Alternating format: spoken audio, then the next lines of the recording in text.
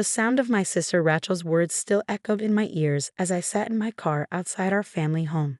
The same house where we'd grown up, where Mom had raised us after Dad died, where everything had fallen apart in the past year. My name is Emma Mitchell, and at 29, I'd just been disowned by my family because of lies my sister had spent months carefully crafting. The irony was, I had proof that would destroy her carefully constructed narrative. I just wasn't ready to use it yet. The USB drive felt heavy in my jacket pocket, Mom's final gift to me, given in secret during one of her last lucid moments in the hospital. "Not yet, Emmy," she'd whispered, her voice weak but her eyes sharp. "Wait until you really need it. You'll know when." That was 3 weeks ago. Now Mom was gone, buried just yesterday, and Rachel had finally succeeded in what she'd been working toward for months, turning our entire family against me. I started the car, catching a glimpse of Rachel watching from the living room window. She'd always been the perfect daughter, the one who'd stayed in our hometown, married well, given Mom grandchildren.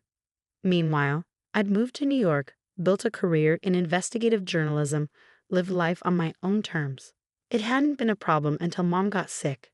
Pancreatic cancer, aggressive, terminal from the start. I'd flown home immediately, ready to help however I could. But Rachel had other plans. "Mom needs stability right now," she'd said, her voice dripping with false concern. "Your busy life in New York, your unpredictable schedule. It's too disruptive. I'll handle her care." And so it began.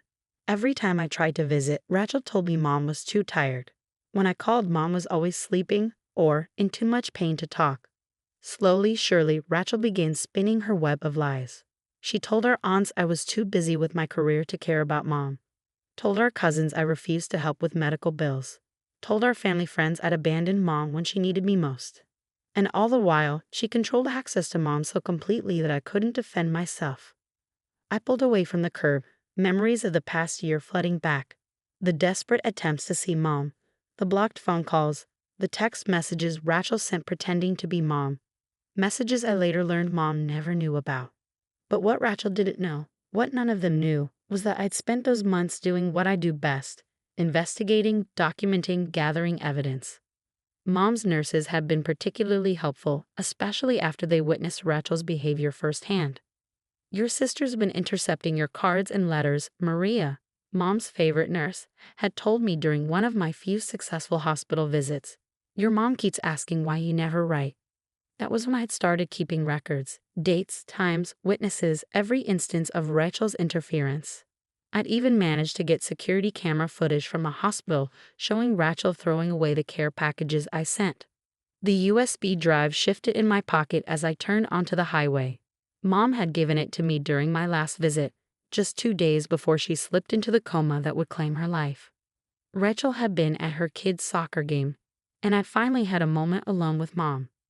"I know what she's been doing," Mom had said, her voice barely a whisper. Maria told me everything, but confronting her now would only make things worse. She'd pressed the small drive into my hand. "This is your insurance policy, Emmy. Use it wisely." I hadn't watched it yet. Part of me was afraid of what I'd find, but another part knew Mom was right about timing. Rachel had spent a year building her narrative, the devoted daughter caring for our dying mother while the selfish sister abandoned her family. Dismantling that story would take more than just accusations. My phone buzzed with a text from Maria. "You okay?" That scene at the house looked pretty intense. I pulled into a coffee shop parking lot to respond. Maria had become my ally throughout this ordeal, keeping me updated on Mom's condition when Rachel blocked my access, making sure Mom knew I was trying to be there. "I'm fine," I typed back. Rachel finally did it, convinced everyone I'm the villain in her story. But Mom left me something that might change everything. Maria's response was immediate. The USB drive, she told me about it, said it would show the truth when the time was right. I ordered a coffee and found a quiet corner table. My laptop was in my bag. I could watch it now, finally see what Mom had left me. But her words echoed in my mind. "Wait until you really need it." Instead, I pulled out my reporter's notebook. Old habits die hard, and began writing everything down. The scene at the house today, Rachel's accusations, the family's reactions. I learned long ago that details matter, especially when you're dealing with someone who twists the truth. Rachel had been clever. I had to give her that. She'd started small, planting seeds of doubt about my character, my commitment to family. Then, as Mom got sicker, the lies grew bigger. Emma's too busy with her career to help with Mom's care. Emma refuses to contribute to the medical expenses. Emma doesn't even call or visit. Each lie built on the last, creating a picture of a heartless daughter who'd abandoned her dying mother. The fact that I'd been sending money monthly, calling daily, though Rachel usually blocked my calls, and flying home every chance I got, though Rachel usually prevented me from seeing Mom, didn't matter. Perception had become reality. My coffee grew cold as I wrote, documenting every detail of how Rachel had systematically turned our family against me. Aunt Sarah, who'd once been like a second mother to me, now couldn't look me in the eye. Cousin Mike, who'd been my best friend growing up, had blocked my number. Even our childhood neighbors, the Petersons, had turned away when they saw me at the funeral. The ultimate betrayal had come today when Rachel had gathered the family to read a letter she claimed Mom had written before she died. A letter that painted me as a heartless, selfish daughter who cared more about my career than my dying mother. I'd known immediately the letter was fake. The phrasing wasn't Mom's. The sentiments didn't match our last conversation. Even the signature was wrong. But Rachel had timed it perfectly, presenting it when emotions were raw from the funeral, when everyone was looking for someone to blame for their grief. My phone buzzed again. Another text from Maria. Just so you know, that letter Rachel read today. Your mom never wrote anything like that. I was with her those last weeks. The only thing she wrote was a note telling you she was proud of you. I smiled sadly. Maria had been there through everything, watching Rachel's manipulation with growing concern. She'd even offered to speak up, to tell the family the truth, but I'd asked her not to. Rachel would only twist it, claim Maria was lying out of loyalty to me. No, this had to be handled carefully. Mom had taught me that sometimes the best defense isn't an immediate reaction, but a carefully planned response. Patience, she'd always said, is more powerful than anger. The USB drive seemed to grow heavier in my pocket. What had Mom left me? What truth was she waiting for me to discover? Back in my hotel room, I finally sat down with my laptop and the USB drive Mom had given me. My hands trembled slightly as I plugged it in, remembering her final words about it. The truth will hurt, Emmy, but sometimes that's necessary for healing. The drive contained a single video file, dated 3 weeks before Mom died. I took a deep breath and pressed play. Mom's face filled the screen, gaunt from chemotherapy, but her eyes clear and determined. She was in her hospital room. I recognized the pale blue walls and the small window behind her. Emma, my sweet girl, she began, her voice stronger than I remember from those final days. If you're watching this, then everything has happened as I feared it would. Rachel's lies have done their work, and you're probably feeling very alone right now. I paused the video, tears blurring my vision. Even at the end, Mom had known exactly what would happen. I wiped my eyes and pressed play again. I need you to understand something, Mom continued. I know everything Rachel has been doing. The blocked calls, the hidden letters, the lies she's been telling the family. Maria has kept me informed, and I've been watching, gathering my own evidence. The screen changed, showing security footage from a hospital. There was Rachel, intercepting my care packages at the nurse's station. Another clip showed her turning me away during a visit, telling me Mom was too sick to see anyone, then letting other family members in just minutes later. But that's not the worst of it. Mom's voice continued as the video returned to her face. I've discovered something much more serious. Rachel has been stealing from me, Emma. She's been forging my signature on checks, accessing my accounts without permission. My journalist's instincts kicked in immediately. I grabbed my notebook and started taking notes as Mom detailed the financial abuse. Dates, amounts, account numbers. Mom had documented everything. I've put all the evidence in a sealed envelope with my lawyer, Richard Stevens, Mom explained. Bank statements, forged checks, everything. But I didn't want to confront her while I was sick. I knew she'd twist it somehow, use my illness to manipulate the situation. The irony was staggering. While Rachel had been painting me as the greedy, career-obsessed daughter, she'd been systematically draining Mom's accounts. There's more, Mom continued, her expression growing more serious. Rachel's been pressuring me to change my will, to leave everything to her. She claims you don't need the inheritance, that your success in New York means you don't deserve any help. But I've seen her bank statements, Emma. She and Tom are in serious financial trouble. The big house, the luxury cars, the lavish lifestyle, it's all built on debt. I paused the video again, remembering all the times Rachel had bragged about her perfect life. The 5-bedroom house in the best neighborhood, the expensive private schools for her kids, the fancy vacations. It had always seemed like she and Tom were living beyond their means on his middle management salary. The video continued with Mom pulling out a stack of papers. These are copies of Rachel's credit card statements and loan documents. Maria helped me get them. Turns out Rachel's been using my hospital room to receive her financial documents, probably to hide them from Tom. They're nearly bankrupt, Emma. That's why she's been stealing from me, why she's so desperate to control my estate. The screen showed close-ups of the documents, credit card statements showing hundreds of thousands in debt, past due notices for their mortgage, collection letters from various creditors. Rachel's perfect life was a house of cards on the verge of collapse. I've left instructions with Richard about how to handle this, Mom said. The evidence of Rachel's theft is there if you need it. But Emma, my brave, compassionate daughter, I'm leaving the decision to you. You can use this information to clear your name, to show the family who Rachel really is. Or you can find another way. Mom's face grew softer, more tired. I know you, Emmy. You're like your father, you believe in justice, but you also believe in mercy. Whatever you decide to do with this information, I trust you to do what's right. The video ended with Mom looking directly into the camera, her eyes filled with love and trust. Remember, sweetheart, the truth isn't always about punishment. Sometimes it's about giving people a chance to face their own demons and find redemption. I sat in silence for a long time after the video ended, processing everything I'd learned. The USB drive contained more files, PDFs of the financial documents Mom had mentioned, photos of the forged checks, even audio recordings of Rachel pressuring Mom about the will. My phone buzzed with a text from Maria. Did you watch it? Yes, I replied. It's worse than we thought. What are you going to do? That was the question, wasn't it? I could take this evidence to the family right now, expose Rachel's lies and theft. It would destroy her, but it would also hurt her children, damage Tom's reputation, tear our family apart even more. Or I could do what Mom suggested, find another way.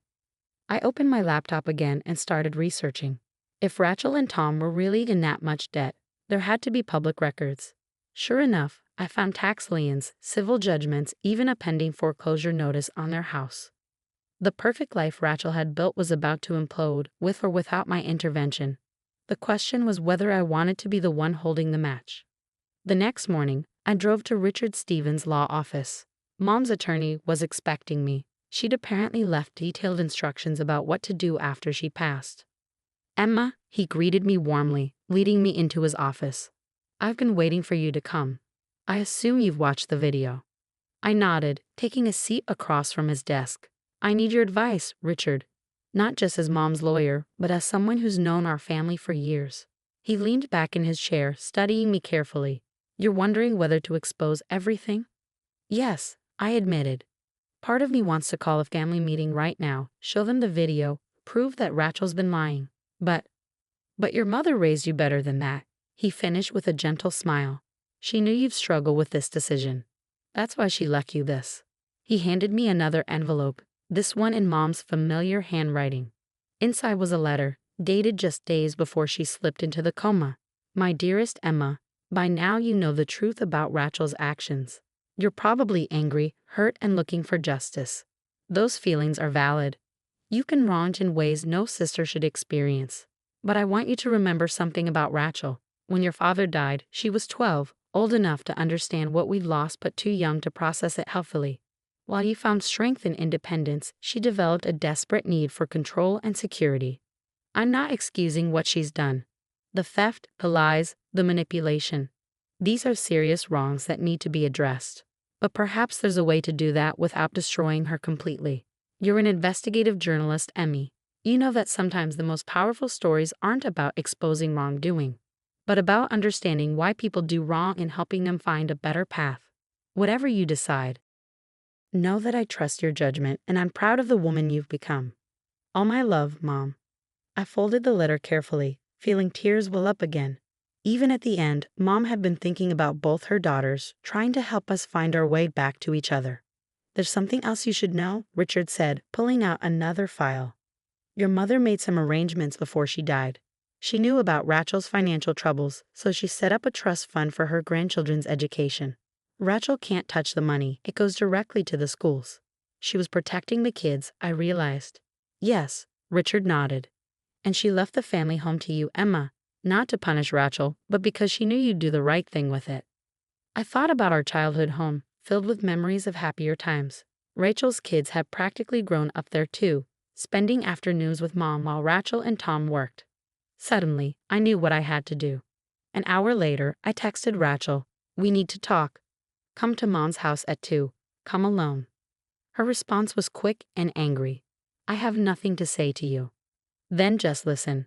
Unless you want the family to see Mom's video. At exactly 2 p.m., Rachel's car pulled into the driveway. She looked terrible, eyes red from crying, hair uncombed, nothing like her usually perfect appearance. "What video?" she demanded as soon as she walked in. "What are you trying to pull?" Wordlessly, I opened my laptop and played Mom's recording. Rachel sank onto the couch as she watched, her face draining of color as Mom detailed her theft and lies. When it ended, we sat in silence for a long moment. "Are you going to show this to everyone?" she finally asked, her voice small and broken. "That depends on you," I replied. "Mom left me the house, Rachel, and I know about the foreclosure notice on your place." She flinched. "How did you?" "I'm a journalist. Finding information is what I do." I took a deep breath. "Here's what's going to happen. You and the kids can move in here." "What?" "The house is paid for. The utilities are manageable. You can get back on your feet, work out your debt issues. But there are conditions." Rachel's eyes narrowed. "What conditions?" "First, you come clean to the family about the lies you told about me. All of them. Second, you get professional help, therapy to deal with your control issues and financial counseling to handle the debt. Third, you pay back every penny you stole from Mom's accounts. And if I refuse?" I opened another file on my laptop, the one with all the evidence of her theft. "Then I go to the police with proof of your financial fraud. Your choice." Rachel's facade finally crumbled completely. She buried her face in her hands and began to sob, deep, racking cries that seemed to come from somewhere ancient and wounded. "I didn't mean for it to go this far," she choked out. "The debt just kept growing, and I couldn't tell Tom, and then Mom got sick." "I know," I said quietly. "Mom knew too. That's why she left us a way to fix this."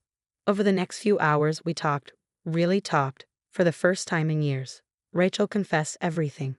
The spiral of debt that had driven her to steal, the fear and jealousy that had fueled her lies about me, the overwhelming pressure of maintaining her perfect facade. 2 days later, we called a family meeting. Rachel stood up, shaking but determined, and told the truth. There were tears, recriminations, angry questions. But there was also finally honesty. 6 months later, Rachel and the kids are settled into Mom's house. She's in therapy, working through her grief and control issues. Tom filed for divorce when he learned about the hidden debt, but the kids are doing better with a more stable, honest mother. The family is healing slowly. Some relationships may never be the same, but new ones are forming based on truth rather than pretense.